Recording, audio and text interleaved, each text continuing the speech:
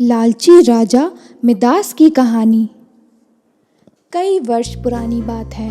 एक खूबसूरत से शहर में मिदास नाम का राजा अपनी पत्नी और बेटी के साथ रहा करता था।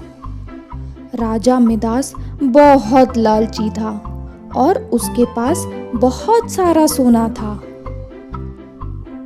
उसे अपने सोने से बहुत प्रेम था।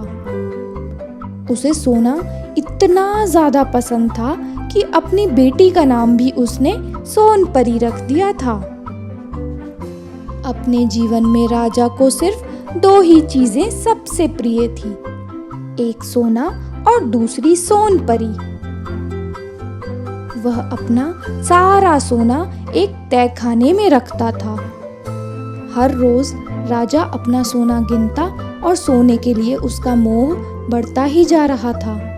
साथ ही दिन ब दिन राजा और लालची होता जा रहा था। जहां एक तरफ राजा को सोने से इतना मोह था, वहीं राजकुमारी सोनपरी को सोने में कोई दिलचस्पी नहीं थी। वो तो दिन भर महल के बागीचों में खेला करती थी। उसे प्रकृति से बहुत प्रेम था। सोनपरी राजा से कहा करती थी, पापा देखिए इस फूल को, कितना सुंदर है। इस पर राजा मिदास जवाब देता था, हाँ सुंदर तो है, लेकिन अगर ये सोने का होता तो और भी सुंदर होता। सोने के लिए राजा मिदास का लालच इतना बढ़ता जा रहा था कि वो दुनिया का सबसे अमीर व्यक्ति बनना चाहता था। धीरे धीरे उसकी ये चाहत कब पागलपन में बदल गई, किसी को पता नहीं चला। एक दिन राजा ने सबसे अमीर आदमी बनने के लिए भगवान से प्रार्थना करने के बारे में सोचा। उसने खाना पीना छोड़कर भगवान का ध्यान करना शुरू कर दिया। कई दिन बीत गए, लेकिन राजा मिदास ने अपना ध्यान भंग नहीं होने दिया। उसकी इस प्रार्थना से भगवान प्रसन्न हुए और उसे दर्शन देने पहुंचे। भगवान ने कहा, बताओ तुम्हें क्या वरदान चाहिए? राजा ने कहा, भगवान मुझे ऐसी शक्ति दो कि जिस भी चीज को मैं स्पर्श करूं वो सोने की बन जाए। भगवान ने उसे वरदान दे दिया और कहा, एक बात हमेशा याद रखना कि सोने से तुम हर खुशी नहीं खरीद सकते हो। ऐसा कहकर भगवान गायब हो गए और राजा खुशी के मारे झूम उठा। वो महल की हर छोटी बड़ी चीज को छूने लगा। कुर्सी, मेज, गमले, पलंग, हर वस्तु सोने में बदलती जा रही थी। राजा बगीचे में पहुंचा।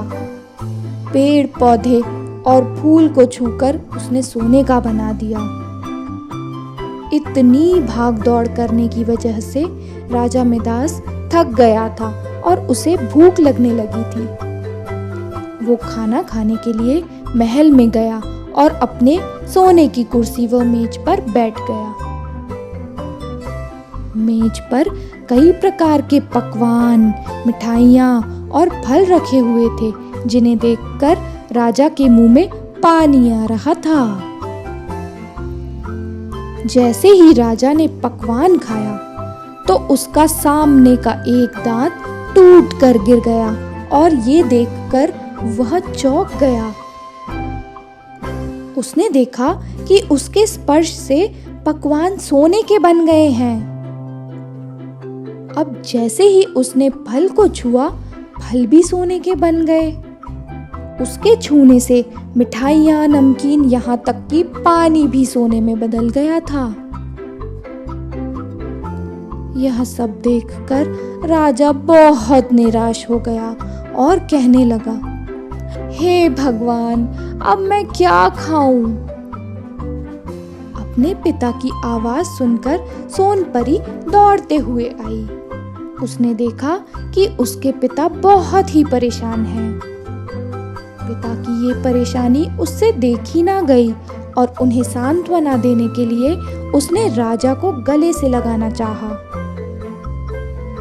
इससे पहले कि राजा कुछ कह पाता, राजकुमारी सोनपरी ने राजा को छू लिया और उसे छूते ही वो सोने की मूर्ति बन गई। अपनी बेटी का ये हाल देखकर राजा मिदास जोर जोर से रोने लगा। इस सब के बाद राजा ने भगवान से फिर प्रार्थना की। जब भगवान प्रकट हुए तो राजा ने कहा, हे ईश्वर, मुझे ये वरदान नहीं चाहिए। मैं बहुत ही लालची हो गया था, लेकिन अब मुझे अपनी गलती का एहसास हो गया है। कृपया करके मेरी सहायता करें। राजा की बातें सुनकर भगवान ने वरदान वापस ले लिया और सब कुछ पहले की तरह हो गया।